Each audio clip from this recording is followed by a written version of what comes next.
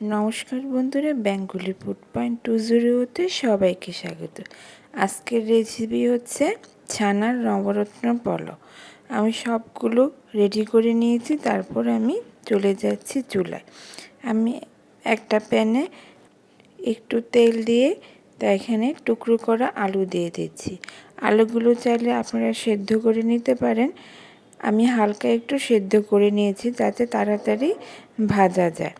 তার মধ্যে আমি দিয়ে দিলাম সামান্য একটু হলুদ আর একটু নুন দিয়ে আমি ভালো করে এটা ভেজে নেব। একটু লালচে বাদামি করে ভাজতে হবে। যখন এই কালারটা সুন্দর একটা কালারে চলে আসবে তখন আমি এগুলো তুলে একটা সাইডে রেখে দেব।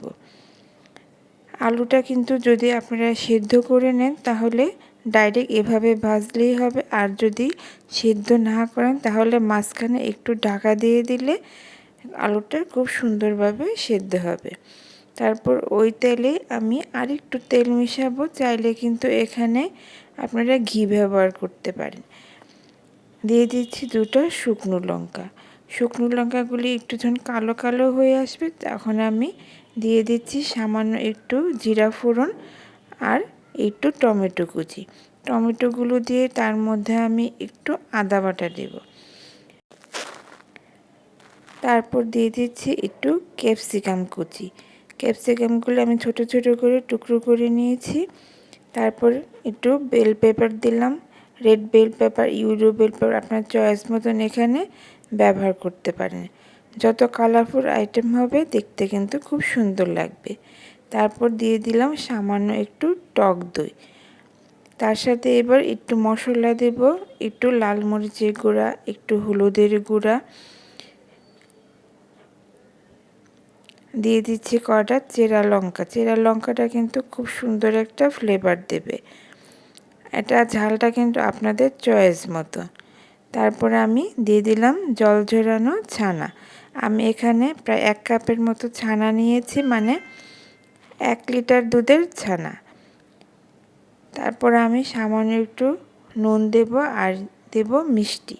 যেহেতু এটা একটা ভেজ আইটেম, নিরামিষ, তার জন্য একটু মিষ্টি দিলে কিন্তু খেতে ভালো লাগে। এখানে চিনির বদলে কিন্তু আপনারা গুড়টাও ব্যবহার করতে পারেন। তারপর কিছুক্ষণ এটা ভেজে নেওয়ার পরে আমার ভেজে রাখা আলুগুলো এর সাথে মিশিয়ে নেব। এখানে চাইলে আপনারা বাদাম, বিভিন্ন রকমের বাদাম ব্যবহার করতে পারেন। তাছাড়াও কিশমিশ, যে কোনো রকমের ড্রাই ফ্রুটসও দিতে পারেন, তবে সেগুলো একটু ভেজে নিলে ঘিতে আরটু ভালো হয়। আমি এটা আগেই ভেজে তুলে রেখেছিলাম।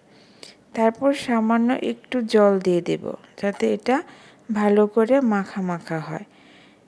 এটা দেওয়ার পর আমি জাস্ট একটু কিছুক্ষণ ঢেকে দিয়েছি যাতে এটা ভালোভাবে মাখো মাখো হয়। আর নামানোর আগে একটু গরম মশলা ছড়িয়ে দেব, একটা সুন্দর ফ্লেভার বেরোবে।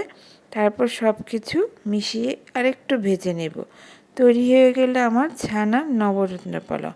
এটা অবশ্যই বাসায় ট্রাই করবেন। আবারও দেখা হবে নতুন কোনো রেসিপি নিয়ে। টাটা।